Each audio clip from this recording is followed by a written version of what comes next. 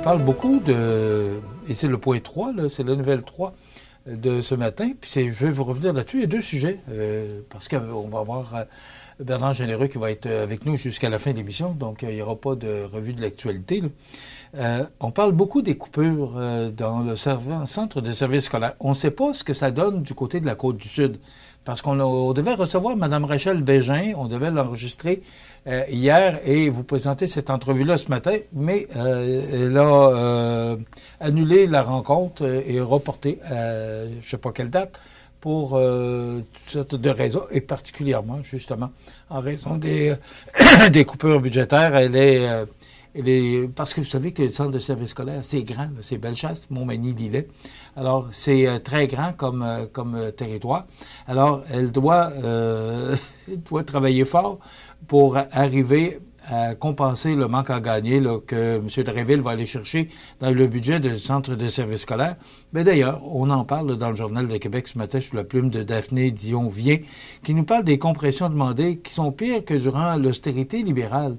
On parle de tout près d'un demi-milliard de dollars partout au Québec. C'est quand même beaucoup d'argent.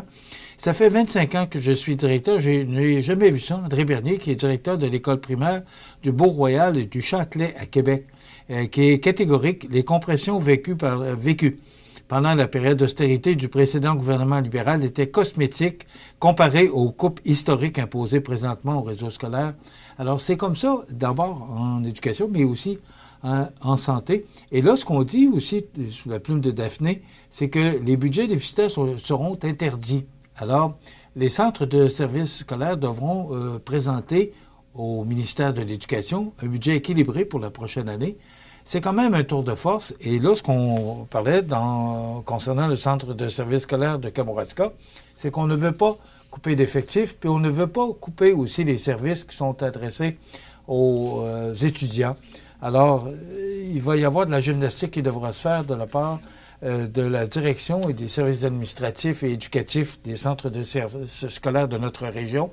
On va tenter d'avoir Mme Rachel Bégin, qui est la directrice du centre de services scolaires. On va avoir récemment, ou j'espère en tout cas, qu'on va pouvoir la rencontrer et jaser avec elle, là, comment elle voit ça.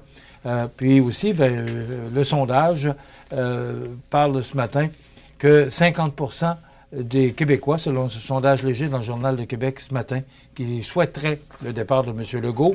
M. Excusez-moi, là, blanc de mémoire, M. Saint-Pierre, Plamondon, voilà, qui a perdu 3%, mais il est encore à 33% et en première position. Et en deuxième, avec un gain de 7 points, Pablo Rodriguez, le nouveau chef du Parti libéral, et M. Legault qui se retrouve en troisième position avec 17%. Il a perdu 3%. Ben voilà, on est rendu où, monsieur le réalisateur? Bon, alors on va passer une pause publicitaire et Bernard Généreux sera avec nous pour le reste de l'émission.